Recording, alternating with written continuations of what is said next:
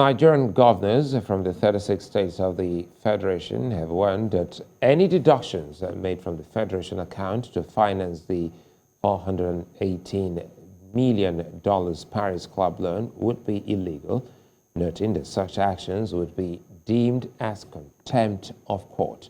The governors, through their attorneys, said that they were never parties to any suit on the Paris Club refund. As such, they were not liable to any person or entity in any judgment debt being relied on by the federal government. Last November, the Minister of Finance, Budget and National Planning advertised the commencement of the deduction, which the state governors kicked against.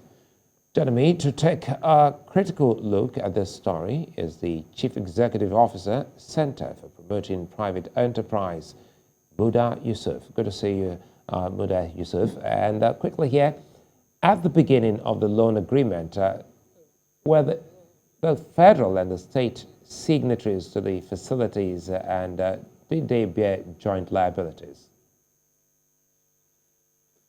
Yeah, thank you very much. From what the governors are saying, they were not party to the transaction that led to the judgment debt. That is their argument.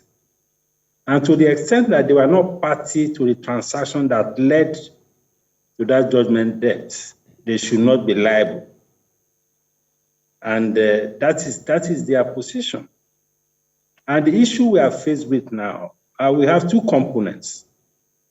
We have the legal component of it. We have the fiscal viability component of it. The legal component of it, of course, it is for the courts to decide. And the governors are arguing that, well, since the matter is still in court, the federal government should not go ahead to deduct. Which for me, I think is a legitimate request. So we expect that the federal government will slow down a bit. And it's also interesting that the state governments can, at this point, stand up and even look at the federal government in the face. Because I thought that all along, because you have majority of them in the same party, matters like this can easily be resolved amicably and possibly out of court. So it's a bit strange to me that the matters are degenerating to the level that they have degenerated to. But what is clear to me is that many of the states are currently not viable. Many of them are struggling to survive. Most of them are dependent to the tune of close to 80 to 90% on federal allocation.